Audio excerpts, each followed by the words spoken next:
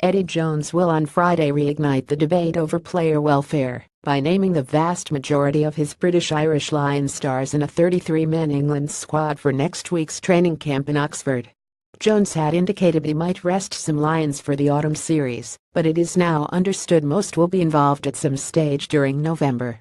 Virtually all the Premiership-based Lions are back in action for their clubs, and key men such as Owen Farrell and Maro Idich, who played prominent roles in the summer drawn series against New Zealand, will have precious little scope for a lengthy break next year. England are due to play a best-of-3 series in South Africa in June and 4 further autumn tests at Twickenham in the build-up to the 2019 World Cup. Several high-profile figures have expressed concern at the proposal to extend the domestic season until the end of June from 201,920, but last season's Premiership-winning coach, Rob Baxter, said on Thursday that the country's top players are not overworked, and dismissed talk of the top clubs failing to protect their biggest assets as codswallop. Baxter, whose Lions wing Jack Nowell is set to be among those included in Jones' squad, believes some of the pronouncements on player welfare ignore just how carefully today's professionals are managed, particularly at more successful clubs.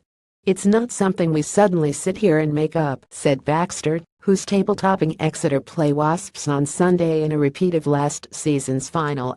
"From my perspective, the management of your playing squad is something you do constantly.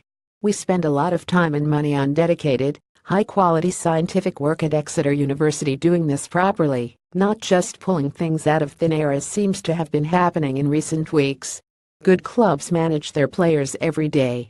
You don't suddenly say, oh, there's a Lions tour, there are England games. That's codswallop." It doesn't work like that. Jack Nowell is a perfect example. He had his second Premiership start for us last season on Christmas Eve. Even if you include the Lions tour, that's not a huge season's loading. Is there a mental issue with the intensity of some of the big games he was involved in? Of course there is. But you manage that differently, by giving guys breaks during the season. It sometimes surprises me when I read things. If clubs run things in different ways and players feel overloaded, they'll feel overloaded, and they'll make comments. We look at it totally differently. Exeter made sure most of their players had 3 clear weeks away from the club during the actual season last year. It isn't something that just changes when there's a Lions or England tour, Baxter said. "The hardest issue I have with Jack is keeping him off a rugby field. I know there are reports of other players at other clubs saying differently, but I don't have an issue standing in the dressing room going, which guys want to play. When I phone players to tell them they've been left out, none of them say that's okay, I fancy to rest.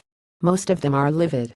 Baxter also cited the example of England's Luke Cowan-Dickie, who had knee surgery in the summer, missed the June tour to Argentina, and is still 2 months away from full fitness, in effect ruling him of the November tests.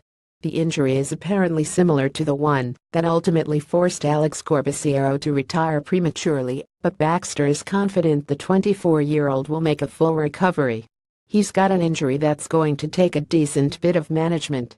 It's similar to what Alex Corbisiero had. If it doesn't heal properly, it becomes an ongoing issue. We're determined to make sure it becomes a one-off injury." With Jack Yindle and Phil Dolman the latest Chiefs players nursing injuries before the Wasps game and Dave Ewers not expected back before late November, there can be no disputing rugby's attrition rate. Manu Tulagi remains the most prominent name on England's injury list, with George Kruis, Tommy Taylor, Dan Robson, Sam Jones, Nick Schonert, Piers Francis and Danny Cipriani also currently out.